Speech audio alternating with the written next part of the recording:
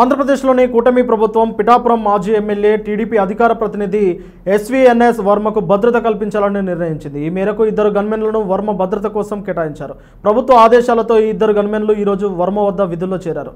వర్మ కొద్ది రోజుల క్రితం ముఖ్యమంత్రి చంద్రబాబు నాయుడుతో సమావేశమయ్యారు. ఈ సందర్భంలో నియోజకవర్గ పరిస్థితులు, ఇతర విషయాలపై చర్చించారు. అలాగే తన భద్రత గురించి కూడా చంద్రబాబుతో మాట్లాడినట్టు తెలుస్తుంది. ఈ పరిస్థితుల్లో ఆయనకు కూటమి ప్రభుత్వం కీలక పదవి ఇవ్వబోతుందనే ప్రచారం 2 రోజులుగా జోరుగా సాగుతుంది. ఆయనకు ఇద్దరు గన్మెన్లను కేటాయించడానికి ఇదే కారణమని చెబుతున్నారు.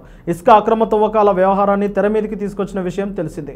నియోజకవర్గ పరిధిలో ఇసుక అక్రమ తవ్వకాలపై తీవ్ర ఆగ్రహాన్ని వ్యక్తం చేశారు. ఇక్కడ చోటు చేసుకుంటున్న పరిణామాలు టీడీపీ కూటమి ప్రభుత్వానికి చెడ్డ పేరును తెస్తున్నాయంటూ చెప్పిన విషయం రాజకీయ వర్గాల్లో చర్చనీయాంశమైంది. ఎస్వీఎన్ఎస్ వర్మ దశాబ్దాలుగా తెలుగుదేశం పార్టీలో కొనసాగుతున్నారు. 2014 అసెంబ్లీ ఎన్నికల్లో పిఠాపురం నియోజకవర్గం నుంచి టీడీపీ టికెట్ను ఆశించారు.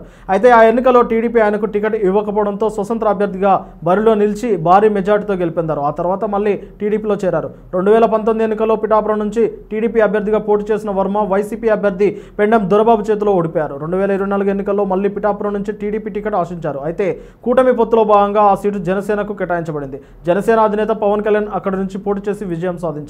టీడీపీ అధిష్టానం ఆదేశాలతో వర్మ పవన్ కళ్యాణ్ తరఫున విస్తృతంగా ప్రచారం చేశారు. కూటమి ప్రభుత్వం ఏర్పాటైన తర్వాత వర్మకు ఏదైనా కీలక నామినేటెడ్ పదవి లేదా ఎమ్మెల్సీ పదవి దక్కుతుందని అందరూ భావించారు.